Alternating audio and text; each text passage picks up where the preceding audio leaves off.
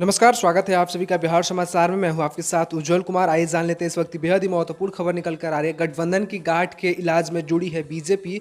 चिराग को लेकर नीतीश के पास पहुंचे सम्राट चौधरी। मंगल पांडे क्या है पूरी खबर, आइए जान लेते हैं विस्तार से। लोकसभा चुनाव के पहले चरण का नामांकन खत्म होने और दूसरे चरण का नामांकन शुरू होने के बाद बिहार में भारतीय जनता पार्टी एनडीए गठबंधन के घटक दलों और उनके नेताओं के बीच गांठ का इलाज करने लगी है। और 2020 के विधानसभा चुनाव के बाद से मुख्यमंत्री नीतीश कुमार और जेडीयू के कड़े टक्कर अब एक कट्टर आलोचना बनकर उभरे लोजपा रामविलास के अध्यक्ष चिराग पासवान को लेकर प्रदेश भाजपा अध्यक्ष व डिप्टी सीएम सम्राट चौधरी और मंत्री मंगल पांडे गुरुवार की शाम मुख्यमंत्री नीतीश कुमार अब मुख्यमंत्री आवास पर पहुंचे और इस मुलाकात की फोटो आई जिसमें चिराग के कंधे पर दोनों हाथ डाले नीतीश कुमार मंद मंद मुस्कुरा रहे हैं तो चिराग खिलखिला रहे हैं और सारे घटक दलों को अपनी सीट पर सहयोगियों दलों के वोट की जरूरत है। इसलिए बीजेपी ने एनडीए में दूर दूर से चल रहे नीतीश और चिराग की दूरियां अब देखिए पटाने का टास्क उठाया है और साथ ही बिहार फर्स्ट और बिहारी फर्स्ट का नारा देकर नीतीश के साथ निश्चय पर सवाल उठाने वाले चिराग और नीतीश का मिलना निश्चित रूप से बीजेपी और एनडीए के दूसरे दल हम और रालोसपा के लिए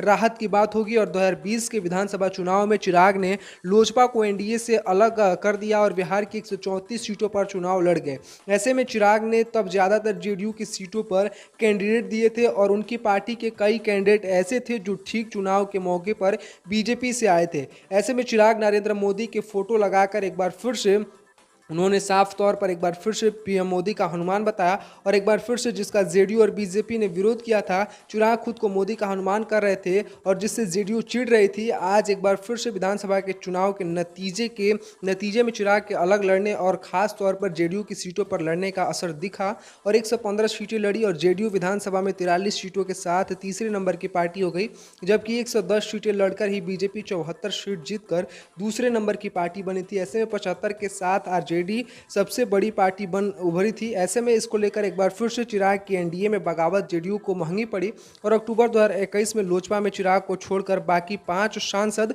पशुपति पारस के पीछे चिराग कैंप ने जेडीयू का हाथ माना था। इसको लेकर उन्होंने सीधे तौर पर नई पार्टी बनाई।